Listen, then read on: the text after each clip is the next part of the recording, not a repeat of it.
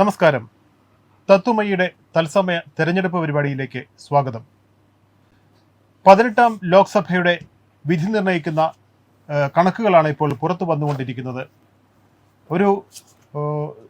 തീർച്ചയായും ഒരു അമ്പരപ്പിക്കുന്ന അല്ലെങ്കിൽ എക്സിറ്റ് ഫലങ്ങളെ പാടെ നിരാകരിക്കുന്ന ചില ഫലങ്ങളാണ് നമ്മൾ ഒരു ട്രെൻഡാണ് ഇപ്പോൾ ദേശീയ തലത്തിൽ വരുന്നതെങ്കിൽ സംസ്ഥാന തലത്തിലാവട്ടെ എക്സിറ്റ് പോളുകളെ സാധൂകരിക്കുന്ന ഫലങ്ങളും വരുന്നു. ഈ ഫലങ്ങൾ തീർച്ചയായും വലിയ രാഷ്ട്രീയ നിരീക്ഷണങ്ങളിലേക്കും അഭിപ്രായങ്ങളിലേക്കും അല്ലെങ്കിൽ ഒട്ടേറെ സാധ്യതകൾ നൽകുന്ന ഒരു വിധിയാണ് ഇപ്പോൾ വന്നുകൊണ്ടിരിക്കുന്നത്. എങ്ങനെയാണ് ഇപ്പോൾ ചർച്ചയിലേക്ക് കടക്കുമ്പോൾ ശ്രീ ആർ പി, എങ്ങനെയാണ് ഇതിലേക്ക് ഈ ഫലങ്ങളെ എങ്ങനെ നമുക്ക് കാണാൻ കഴിയും?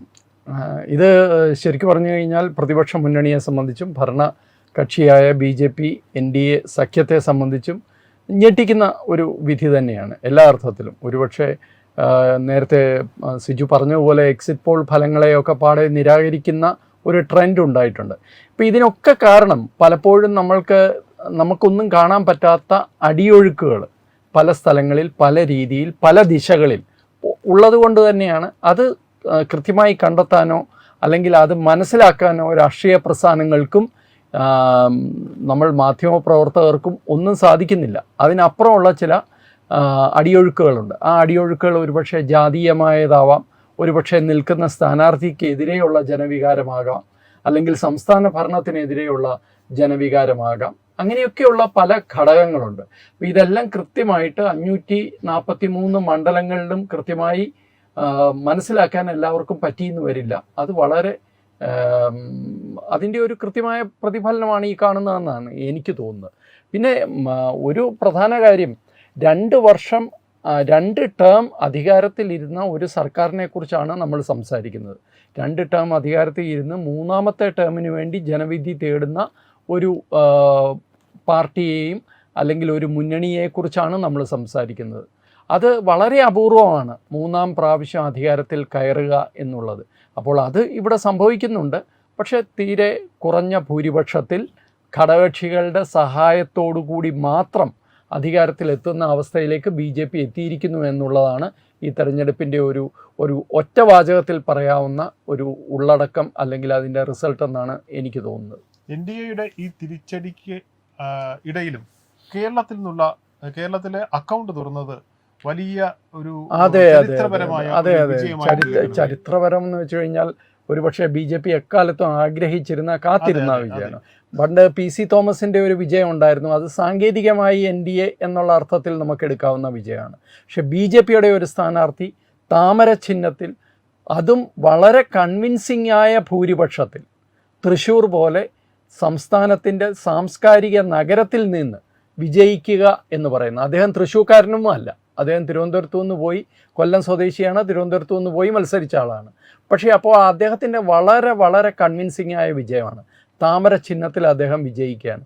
പക്ഷേ ആ വിജയം ഉണ്ടാക്കുന്ന ഒരു സന്തോഷം പൂർണ്ണമായിട്ട് ഉൾക്കൊള്ളാൻ ഒരുപക്ഷെ BJP പ്രവർത്തകർക്ക് സാധിക്കാത്തത് ദേശീയ തലത്തിൽ ഉണ്ടായ ഈ ഒരു തിരിച്ചടി. പിന്നെ തിരുവനന്തപുരത്തിൻ്റെ ഒരു പ്രതീക്ഷ അറ്റു എന്നുള്ള അല്ല, അത് വളരെ വ്യക്തമാണ് സിജു. ഇതിനകത്തെല്ലാം നമ്മൾ ഈ മതേതരം എന്നൊക്കെ പറയുന്നുണ്ടെങ്കിലും മതവും ഒരു വലിയ ഘടകമാണ്. സംഘടിത മതന്യൂനപക്ഷങ്ങളുടെ വോട്ട് ഇക്കാര്യത്തിൽ ഒരു വലിയ ഘടകമാണ്. ഇപ്പോൾ തൃശ്ശൂരിനെ കുറിച്ച് ആര് ചോദിച്ചപ്പോഴും ഞാൻ പറഞ്ഞിട്ടുള്ളത്, ന്യൂനപക്ഷ സമുദായങ്ങളുടെ വോട്ട് ലഭിച്ചാൽ തീർച്ചയായിട്ടും സുരേഷ് ഗോപി അവിടെ ജയിക്കും. കാരണം അദ്ദേഹത്തിന് അതല്ലാതുള്ള എല്ലാ ഗുഡ് വില്ലും ഉണ്ട്.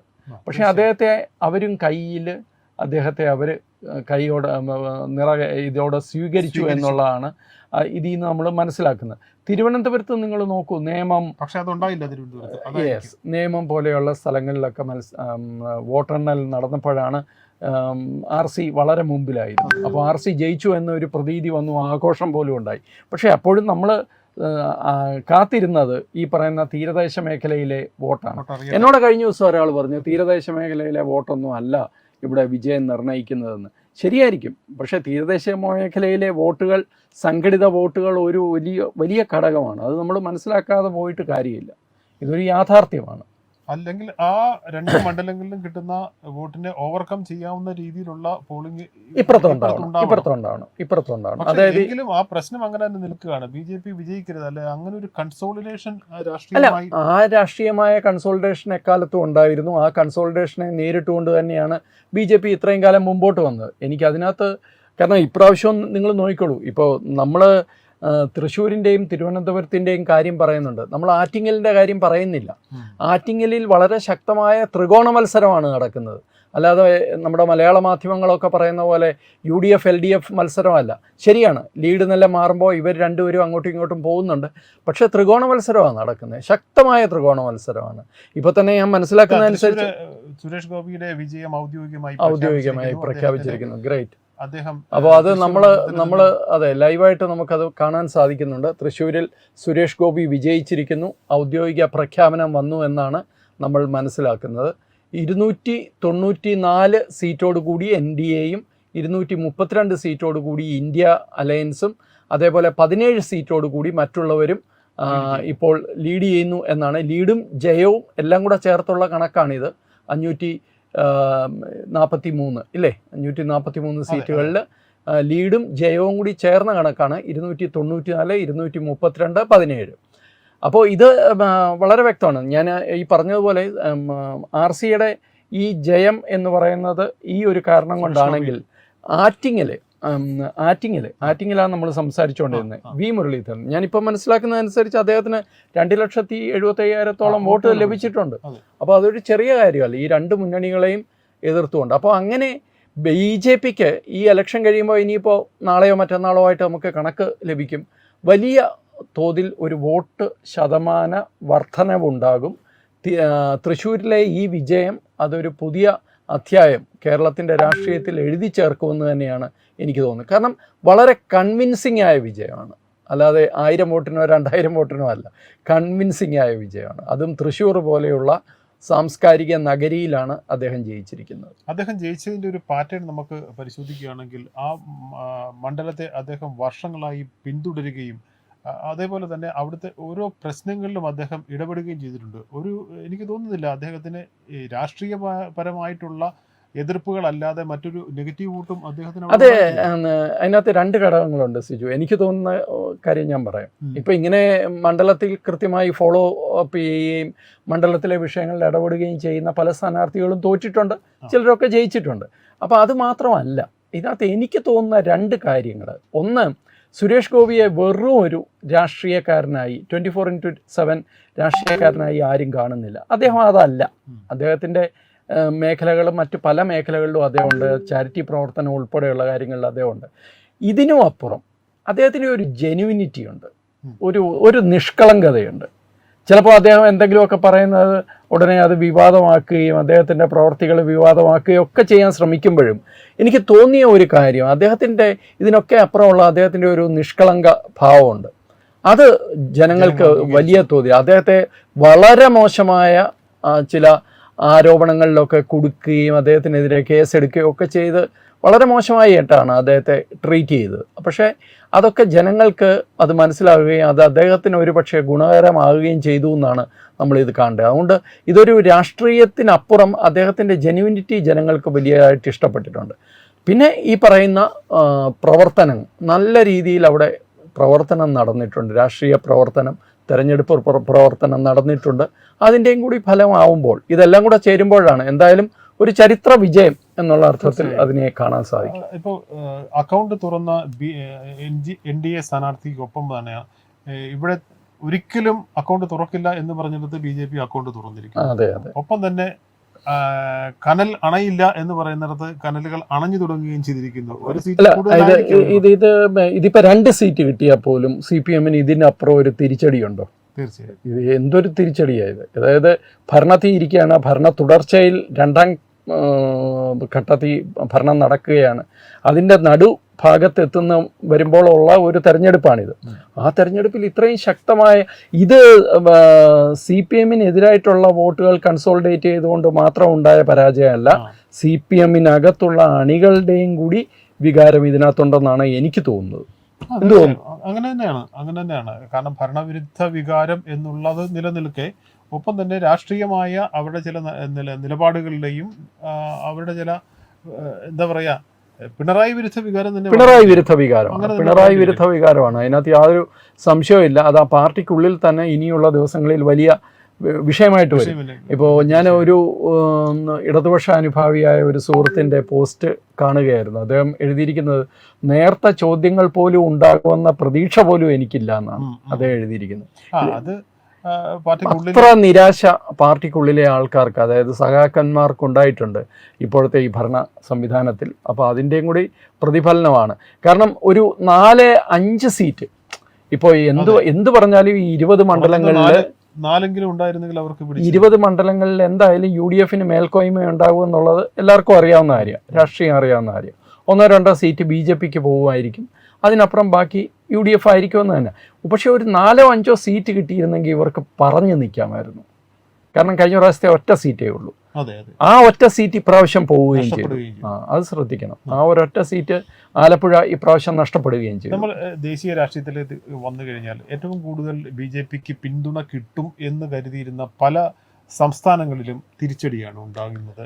അതൊരു തിരിച്ചടിയായി വിലയിരുത്താമോ, അതോ അല്ലെങ്കിൽ അത് ആ രാഷ്ട്രീയത്തോടുള്ള വെറുപ്പാണോ, അല്ലെങ്കിൽ അത് ഇതുവരെ ഉയർത്തിയ വികസന മുദ്രാവാക്യങ്ങളൊക്കെ അത്രമാത്രം യാഥാർത്ഥ്യമല്ല എന്നുണ്ടോ? അത് ഇപ്പോൾ ഈ പറയുന്ന പോലെ രാഷ്ട്രീയമാണ്. രാഷ്ട്രീയത്തിൽ ഏറ്റക്കുറച്ചിലുകൾ ധാരാളം ഉണ്ടാകും. ഇത് സംബന്ധിച്ചുള്ള അനാലിസിസും കാരണം പറച്ചിലും കുറ്റപ്പെടുത്തലും ഒക്കെ ഇനിയുള്ള ദിവസങ്ങളിലുണ്ടാവും. ഈ നമ്മളെപ്പോലെ മറ്റൊരു സ്ഥലത്തിരുന്ന് ഇതിലൊന്നും ഇടപെടാതെ അഭിപ്രായം പറയുന്നവർക്ക് പല അഭിപ്രായങ്ങളും പറയാം, പക്ഷേ പല കഥകളും ഉണ്ടാക്കാം. പക്ഷേ രാഷ്ട്രീയം പ്രവർത്തനം നടത്തുന്ന ആൾക്കാർക്ക് മാത്രമേ അതിൻ്റെ കൃത്യമായ കാരണങ്ങൾ ഇനിയുള്ള ദിവസങ്ങളിൽ പറയാൻ പറ്റുള്ളൂ.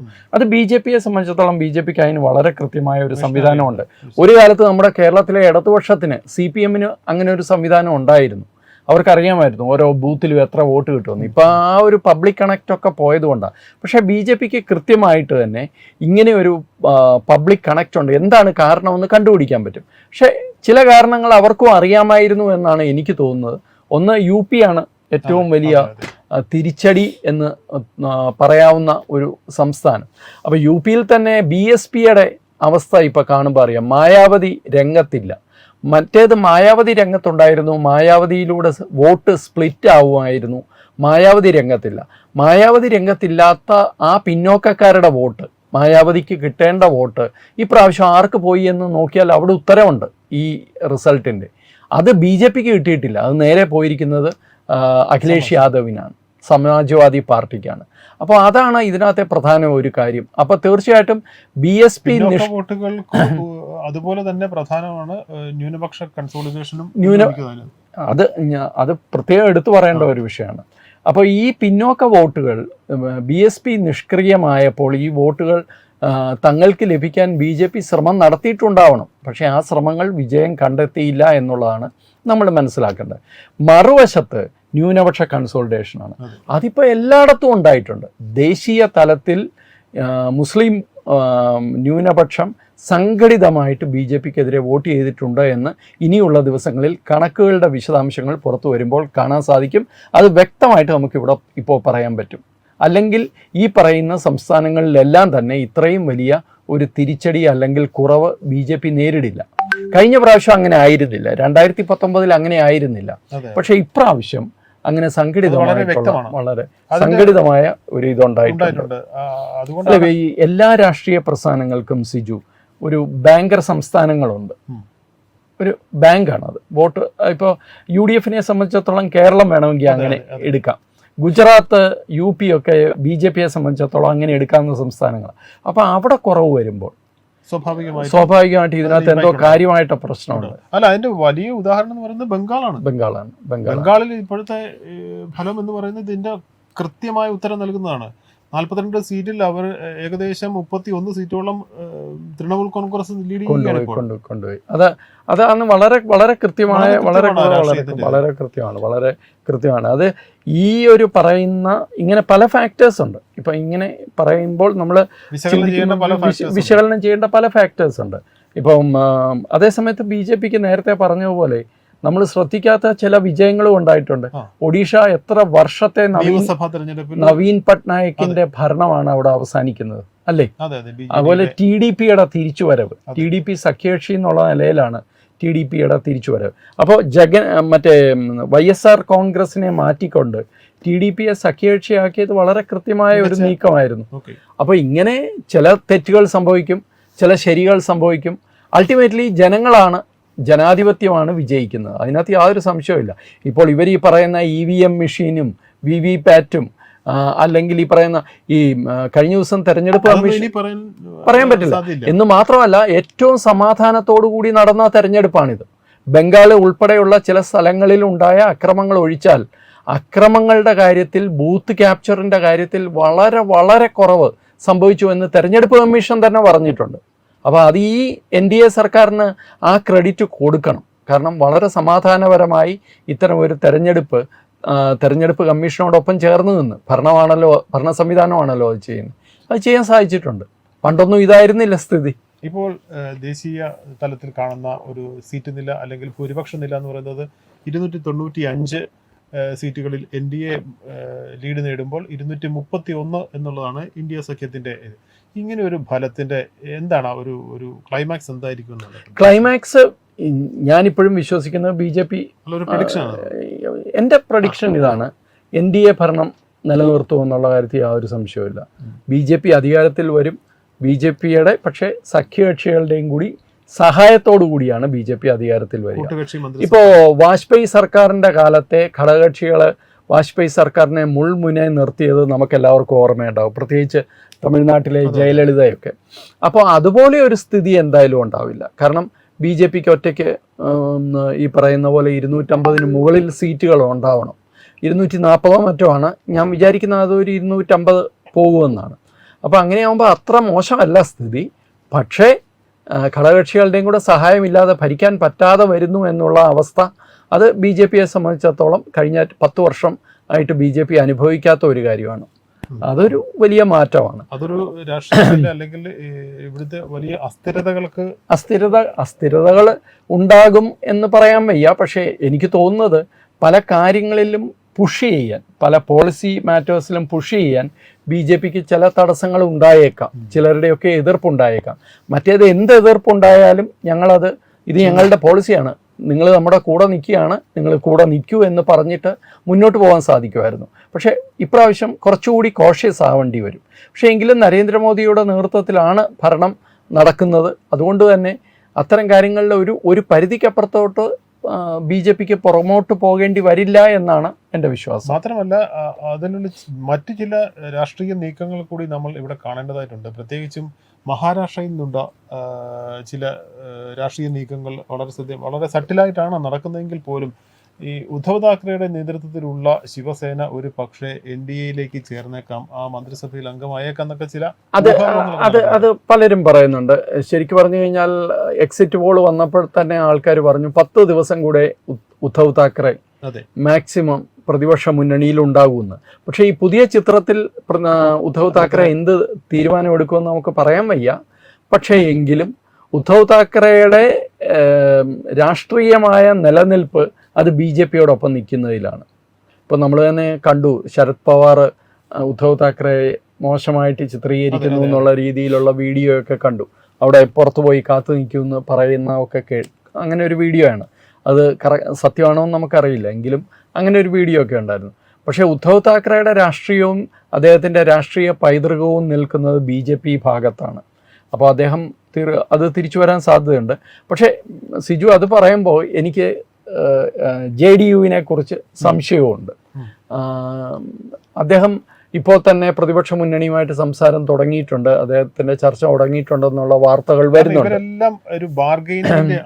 നിതീഷ് കുമാർ പ്രത്യേകിച്ച്, നിതീഷ് കുമാറും അതെ, തെലുങ്ക് ദേശത്തെയും അതേപോലെ തന്നെ നമുക്ക് വിശ്വസിക്കാൻ പൂർണ്ണമായിട്ട് വിശ്വസിക്കാൻ പറ്റില്ല.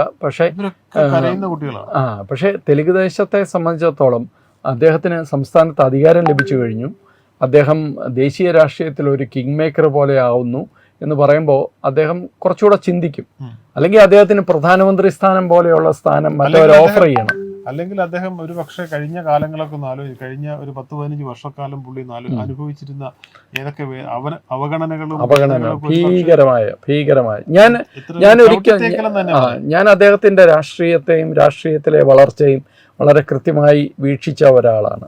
അപ്പോൾ എനിക്ക് ഭയങ്കര സങ്കടം തോന്നിയിട്ടുണ്ട് അദ്ദേഹം ഇങ്ങനെ അപ്രസക്തനായി മാറിയ ഒരാൾ. കാരണം അദ്ദേഹത്തിൻ്റെ രാഷ്ട്രീയം എന്തോ ആയിക്കോട്ടെ, പക്ഷേ അദ്ദേഹത്തിൻ്റെ ഒരു വികസനത്തിൻ്റെതായ ഒരു രാഷ്ട്രീയം ഉണ്ടായിരുന്നു. ഇപ്പം നരേന്ദ്രമോദിയൊക്കെ പ്രധാനമന്ത്രിയായി ഇപ്പോൾ വികസനം ഒരു പ്രധാന അജണ്ടയായിട്ട് ദേശീയ രാഷ്ട്രീയത്തിൽ വരുന്നതിന് മുമ്പ് തന്നെ ഞാൻ ഈ സംസ്ഥാനത്തിൻ്റെ CEO ആണ്, പ്രധാനമന്ത്രിയല്ല മുഖ്യമന്ത്രിയല്ല എന്നുള്ള നിലയിൽ പ്രവർത്തിച്ച വ്യക്തിയാണ് അദ്ദേഹം. അപ്പോൾ അദ്ദേഹം അപ്രസക്തനായത് നേരത്തെ പറഞ്ഞ പോലെ എനിക്ക് അതൊരു കഷ്ടമായിപ്പോയി എന്നൊരു തോന്നൽ വരുമായിരുന്നു. പക്ഷെ അദ്ദേഹം തിരിച്ചു വന്നു രാഷ്ട്രീയത്തിൽ. അദ്ദേഹത്തിന്റെ ചില തെറ്റായ തീരുമാനങ്ങളായിരുന്നു. പിന്നെ YSRന്റെ കോൺഗ്രസിന്റെ വളർച്ച അദ്ദേഹത്തിന് ഒരു പക്ഷേ അന്നത്തെ രാഷ്ട്രീയത്തിൽ നിലതെറ്റിപ്പുണ്ട്. കൃത്യമായിട്ടുണ്ട് സ്റ്റാൻഡ് എടുക്കാനായിട്ട് അദ്ദേഹം ഒരുപക്ഷെ പാഠം പഠിച്ചിട്ടുണ്ടാവും. അത് തന്നെ ആണെന്നുണ്ടെങ്കിൽ അദ്ദേഹത്തിന്റെ രാഷ്ട്രീയത്തിന് മാറ്റമുണ്ടാകും. തീർച്ചയായിട്ടും അദ്ദേഹത്തിന്റെ ഇതിന് മാറ്റം ഉണ്ടാവും. പക്ഷെ എന്നെ ഏറ്റവും കൂടുതൽ ഇത് ചെയ്യുന്നത് ഈ പിന്നോക്ക വിഭാഗക്കാരുടെ വോട്ട് BJPക്ക് കുറഞ്ഞു എന്നുള്ള ഒരു വസ്തുതയാണ്. പ്രത്യേകിച്ച് UP അത് BJP തിരിച്ചു പിടിക്കണം എന്നാണ്. അത് BJPക്ക് അവിടെ ഒരു തിരിച്ചുവരവ് ആവശ്യമാണെങ്കിൽ അത് BJP തിരിച്ചു പിടിക്കേണ്ടതാണ്. തീർച്ചയായും ഇത് ഈ എത്ര മികച്ച രീതിയിലുള്ള ഒരു വിജയം അല്ലെങ്കിൽ ഒരു ഗവൺമെൻറ് ഉണ്ടാക്കിയാൽ പോലും ഈ ഒരു റിസൾട്ട് എന്ന് പറയുന്നത് BJP സംബന്ധിച്ചിടത്തോളം വലിയ അലാമിംഗ് ആണ്. നേരത്തെ നാം കണ്ടു ഇന്ത്യ ഷൈനിങ് എന്നുള്ള മുദ്രാവാക്യം ഉയർത്തിയിട്ട് പരാജയം ഏറ്റുവാങ്ങുന്ന വാജ്പേയി മന്ത്രിസഭയെ കുറിച്ച് നമുക്ക് ചരിത്രമുണ്ട്. അപ്പോൾ അതുപോലെയുള്ള ഒരു പ്രതിച്ഛായ ഈ ഒരു മന്ത്രിസഭ അല്ലെങ്കിൽ ഈ ഒരു അനുഭവങ്ങളൊക്കെ ഓർമ്മിപ്പിക്കുന്നുണ്ട്. ആ ഇതിൽ പോലും അന്നത്തെ ആ സംഭവങ്ങൾ പോലും വേണ്ടത്ര രീതിയിൽ പഠിച്ചിട്ടില്ല എന്ന് തോന്നുന്നു ഇപ്പോഴത്തെ അതെ. പക്ഷെ അതിനപ്പുറം വേറൊരു കാര്യം കൂടെ ഉണ്ട്. ഈ 2004 അങ്ങനെ അധികാരത്തിൽ വന്നതാണ് മൻമോഹൻ സിംഗിന്റെ സർക്കാർ. ആ സർക്കാർ 2014 എത്തിയപ്പോഴത്തേക്കും ആ സർക്കാരിനെതിരെ ഉണ്ടായിരുന്ന ജനവികാരം എത്ര വലുതായിരുന്നു എന്ന് നിങ്ങൾ ശ്രദ്ധിക്കണം. അങ്ങനെ ഒരു ഭരണവിരുദ്ധ വികാരം ഇവിടെ ഇല്ലെന്നേ. ഇവിടെ ഉണ്ടായിരുന്നെങ്കിൽ ഇപ്പോൾ ഒഡീഷ ഉൾപ്പെടെയുള്ള സംസ്ഥാനത്ത് BJP ജയിക്കുമോ? കേരളത്തിൽ BJP ജയിക്കുമോ? അപ്പൊ അങ്ങനെ ഒരു അഴിമതി ആരോപണമില്ല, ഒരു മന്ത്രിക്കെതിരെ അങ്ങനെ ഒരു പ്രശ്നം ഉണ്ടായിട്ടില്ല, ഒരു ഭരണവിരുദ്ധ വികാരമില്ല. അപ്പോൾ ഇത് വളരെ കൃത്യമായിട്ട് BJPയുടെ ഒരു വലിയ വിജയമാണ് ഈ 10 വർഷം ഇങ്ങനെ തന്നെ പോയി എന്നുള്ളത്. പക്ഷേ ഒരു അടുത്ത 5 വർഷത്തേക്ക് തീർച്ചയായിട്ടും ഒരു ക്ഷീണം ഉണ്ടാകുമെന്ന് ഞാൻ വിചാരിച്ചിരുന്നു. പക്ഷേ അത് ഇത്ര മോശമാകുമെന്നുള്ളത് നമുക്കറിയില്ലായിരുന്നു. പക്ഷേ next 5 years also BJP will rule. ഇതാണ് ഞാൻ മനസ്സിലാക്കുന്ന സിനേറിയോ. ഒരു ഗവൺമെന്റ് ഇപ്പോഴും വലിയ കക്ഷി തന്നെയാണ്. BJPയുടെ രാഷ്ട്രീയവും BJPയുടെ രാഷ്ട്രീയ പ്രാധാന്യവും എന്ന് വെച്ചാൽ BJP വിൽ ആയിരിക്കും ഒരു ഡ്രൈവിംഗ് ഫോഴ്സ് ഈ ഇന്ത്യൻ രാഷ്ട്രീയത്തിൽ, അല്ല അത് കോൺഗ്രസ് അല്ല. ഇപ്പോഴും നിങ്ങൾ നോക്കുക, BJPക്ക് 240 സീറ്റോളം BJPക്ക് കിട്ടിയെന്നാണ് നമ്മൾ മനസ്സിലാക്കുന്നത്. കോൺഗ്രസിന് എത്രയുണ്ട്? അതിൻ്റെ പകുതി പോലും ഇല്ല. അപ്പോൾ അങ്ങനെ ഒരു വലിയ ഷിഫ്റ്റ് ഒന്നും ഉണ്ടായിട്ടില്ല. പക്ഷെ അവിടെ ഇവിടെയും ചില അഡ്ജസ്റ്റ്മെൻറ്റ്സ് നടത്തുന്നതിൽ, ചില കാര്യങ്ങൾ തിരിച്ചറിയുന്നതിന് ഒരുപക്ഷെ പരാജയപ്പെട്ടിട്ടുണ്ടാവും. അത് എല്ലാ ഇലക്ഷനും സംഭവിക്കുന്ന. പിന്നെ എനിക്ക് തോന്നുന്നത് സിജു, ഇതിനകത്ത് വേറൊരു കാര്യം കൂടെ നടന്നിട്ടുണ്ട്.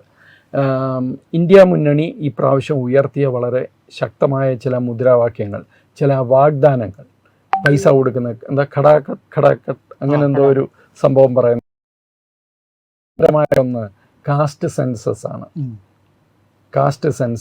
കാസ്റ്റ് സെൻസസ് ഒപ്പം, അതായത് ഹിന്ദുക്കളെ വിഭജിക്കാൻ വേണ്ടിയിട്ടാണ് ഈ കാസ്റ്റ് സെൻസസിൻ്റെ കാര്യം പറയുന്നത്. ഒപ്പം ന്യൂനപക്ഷങ്ങളെ ഭയപ്പെടുത്തുകയും ചെയ്തിട്ടുണ്ട്. ന്യൂനപക്ഷങ്ങൾക്ക് ഇനിയും രക്ഷയില്ല. വലിയ ഒരു ആഘാതമായി വന്നിരിക്കുന്നത് എനിക്ക് തോന്നുന്നു UP മാത്രമാണ്. UP ഫലമാണ് രാജ്യത്തെ ഫലത്തെ ഒരു ഇപ്പോൾ UP അത് പഠിക്കുമ്പോൾ തന്നെ നമുക്കറിയാൻ പറ്റും എങ്ങനെയാണ് ഇത്രമാത്രം വലിയൊരു ആഘാതം ഉണ്ടായത്. യഥാർത്ഥത്തിൽ ആ ഫലം രാജ്യത്തെമ്പാടും ബാധിക്കുന്ന രീതിയിലാണ് ഇപ്പോഴത്തെ ഒരു അവസ്ഥയിൽ വന്നിരിക്കുന്നത്. തീർച്ചയായിട്ടും ഇനി അടുത്ത വളരെ കുറച്ച് മണിക്കൂറുകൾ മാത്രമേ ഉള്ളൂ അല്ലേ ഒരു ഫൈനൽ റിസൾട്ടിലേക്ക് എത്താൻ. 295 NDAക്ക് ഇന്ത്യ സഖ്യത്തിന് 231 ആ റേഞ്ചിൽ നിൽക്കുകയാണ്. ഒരു 298 വരെ പോയി, പിന്നെയും പ്രൊമോട്ട് പോയി, അങ്ങനെ നിൽക്കുകയാണ്. അപ്പോൾ കേരളത്തിൽ ആറ്റിങ്ങിലും ആലത്തൂരും 2 മണ്ഡലങ്ങളിൽ LDF ജയിക്കുന്നു, തൃശ്ശൂർ BJP ജയിച്ചു കഴിഞ്ഞു, ബാക്കി എല്ലാ മണ്ഡലങ്ങളിലും UDF തരംഗമാണ്. അത് ദേശീയ തലത്തിലും കോൺഗ്രസ്സിന് വലിയൊരു ആശ്വാസം നൽകുന്ന ഒരു വിജയമാണ് കേരളം ഇന്ത്യ മുന്നണിക്ക് സമ്മാനിക്കുന്നത്. അതും എടുത്തു പറയേണ്ട ഒരു കാര്യമാണ്. ശ്രദ്ധിക്കപ്പെട്ട ഒരു ഇതെന്ന് പറയുന്നത് LDF-ൽ വിജയം പ്രതീക്ഷിച്ച് എന്ന കേരള കോൺഗ്രസ്സുകാരുടെ കാര്യവും നമ്മൾ വലിയ പ്രശ്നമാണ് അത്. അല്ല, ഇനിയുള്ള ദിവസങ്ങളിൽ ഒന്ന് കേരള രാഷ്ട്രീയത്തിൽ വലിയ മാറ്റങ്ങൾ ഉണ്ടാവും, അല്ലെങ്കിൽ വലിയ ചർച്ചകളൊക്കെ നടക്കും, വലിയ ഷിഫ്റ്റ് ഉണ്ടാവുമെന്നാണ് എനിക്ക് തോന്നുന്നത്. അത് CPM-നുള്ളിലും ഇടതുമുന്നണിക്കുള്ളിലും UDF-നുള്ളിലും ഒക്കെ വലിയ ഷിഫ്റ്റ് ഉണ്ടാവും. എന്തായാലും കെ സുധാകരനും VD സതീശനും അവരുടെ സ്ഥാനം ഉറപ്പിക്കുന്ന കാഴ്ചയും കൂടിയാണ് നമ്മൾ ഈ കാണുന്നത്. കാരണം ഇത്രയും തമ്മിലടി അത് ഉണ്ടായിരുന്നു അല്ലേ, ഇവരൊക്കെ തമ്മിലും പ്രകടമായ തമ്മിലടി ഉണ്ടായിരുന്നു. എന്നിട്ട് പോലും ജനം അവരോടൊപ്പം നിൽക്കാനാണ് തീരുമാനിച്ചത്. അപ്പോൾ തീർച്ചയായിട്ടും ഇവർക്ക് ഒരു കുറച്ചുകൂടി ശക്തമായ ഏകീകൃതമായ ഒരു നേതൃത്വത്തെ മുന്നോട്ട് വെക്കാൻ സാധിച്ചു കഴിഞ്ഞാൽ തീർച്ചയായിട്ടും UDF-ന് അനുകൂലമായ ഒരു അന്തരീക്ഷമാണ് ഇപ്പോൾ കേരളത്തിലുള്ളതെന്ന് നമുക്ക് പറയാൻ സാധിക്കും. ഒപ്പം തന്നെ നമുക്ക് ഇതിനോട് കൂട്ടി ചേർക്കാനുള്ളത്, ഉടനെ തന്നെ കേരളത്തിൽ ഉപതെരഞ്ഞെടുപ്പ് വരും. ഒരുപക്ഷെ ഒന്നായിരിക്കാം, അല്ലെ രണ്ടായിരിക്കാം. തീർച്ചയായിട്ടും തെരഞ്ഞെടുപ്പ് കർണാടകത്തിലും BJP ആണ് മുന്നിൽ അല്ലേ, കർണാടകത്തിൽ BJP മുന്നിൽ. പശ്ചിമ ബംഗാളിൽ തൃണമൂൽ കോൺഗ്രസിന്റെ തേരോട്ടമാണ്. ഇപ്പൊ ക്ലീൻ ആയിട്ടുള്ള ഒരു സ്വീപ്പ് എന്ന് പറയുന്നത് മധ്യപ്രദേശിലും ഗുജറാത്തിലുമാണ്. മുഴുവൻ സീറ്റും ഡൽഹിയിലും കിട്ടിയിട്ടുണ്ട്. മഹാരാഷ്ട്രയാണ് എനിക്ക് തോന്നുന്നത് BJPക്ക് ഒരു വലിയ. മഹാരാഷ്ട്രയിലും ഏകദേശം പകുതിയോളം സീറ്റുകൾ മഹാ അഘാടി സഖ്യത്തിന്. അതിന് ചെറിയൊരു ഡോമിനേഷൻ അവർ കിട്ടിയിട്ടുണ്ട്, ഫൈനലിലേക്ക് വന്നിട്ടില്ല. തമിഴ്നാട്ടിലും അതുപോലെ തന്നെ NDAക്ക് ഒട്ടും മുന്നേറ്റം ഉണ്ടാക്കാൻ സാധിച്ചു. അപ്പൊ ഈ കേജ്രിവാൾ എന്ന് പറയുന്ന ഒരു കുമിളയാണ് എന്ന് ഏതാണ്ട് ബോധ്യമായിട്ടുണ്ട്. അവിടെ ഒരിക്കലും അതിന്റെ ഒരു ഇമ്പാക്റ്റേ ഉണ്ടായിട്ടില്ല. അത് നിരവധി ആൾക്കാർ, ഞാൻ സംസാരിച്ച പല ആൾക്കാരും എന്നോട് പറയുന്നുണ്ടായിരുന്നു, ഈ പറയുന്ന പോലെ കേജ്രിവാള് അഴിമതി നടത്തി എന്ന് തന്നെയാണ് വിശ്വസിക്കുന്നതെന്ന് പറയുന്ന ആൾക്കാരാണ് കൂടുതൽ നമ്മൾ കണ്ടത്. ഈ മഹാരാഷ്ട്രയിലെ ഈ രണ്ട് ശിവസേന സഖ്യങ്ങളും ചേർന്നുള്ള ആദ്യത്തെ ഒരു കോമ്പറ്റീഷൻ ആയിരുന്നു നടന്നത്. ആദ്യമായിട്ടാണ് എനിക്ക് തോന്നുന്നത് ശിവസേന സഖ്യത്തിനുള്ളിലും മാറ്റങ്ങളുണ്ടാവും ഇനിയുള്ള ദിവസങ്ങളിൽ. അതുപോലെ തെലുങ്കാനയിലെ സമാസമമാണ് 8-8 ആണ് കാണിക്കുന്നതെന്ന് തോന്നുന്നു. തെലുങ്കാനയിൽ അത് BJPയെ സംബന്ധിച്ചിടത്തോളം വലിയ വിജയമാണ്, വലിയ നേട്ടമാണ്. തെലുങ്കാനയും ആന്ധ്രാപ്രദേശിലും BJP നേട്ടം ഉണ്ടാക്കി. പക്ഷെ അതിന് താഴേക്ക് വന്ന് ഇപ്പൊ തമിഴ്നാട്ടില് വലിയ ഇതുണ്ടായി, പ്രതീക്ഷിച്ചത് വിജയം ഉണ്ടായില്ല. ഞാൻ നേരത്തെ പറഞ്ഞ പോലെ ഇതൊരു മൂന്നാം പ്രാവശ്യം ആവശ്യപ്പെടുകയാണ്. മൂന്നാമത്തെ പ്രാവശ്യം മത്സരിച്ച ഇപ്പോഴത്തെ പ്രതിപക്ഷ മുന്നണിക്ക് 2014 എന്ത് സംഭവിച്ചു എന്ന് ആലോചിച്ചാൽ മാത്രം മതി. കാരണം അങ്ങനെ സംഭവിക്കുക വളരെ റെയറാണ്. അപ്പോൾ തീർച്ചയായിട്ടും ഇത് BJPയുടെ പ്രഭാവത്തിൻ്റെയോ അല്ലെങ്കിൽ നരേന്ദ്രമോദി എന്ന വ്യക്തിയുടെ പ്രഭാവത്തിൻ്റെയോ മാത്രമല്ല, ഒരു ആശയത്തിൻ്റെയും കൂടി പ്രാധാന്യം ഇതിൻ്റെ പിന്നിലുണ്ട്. അതിന് ജനങ്ങൾ കൊടുക്കുന്ന പിന്തുണയുണ്ട്.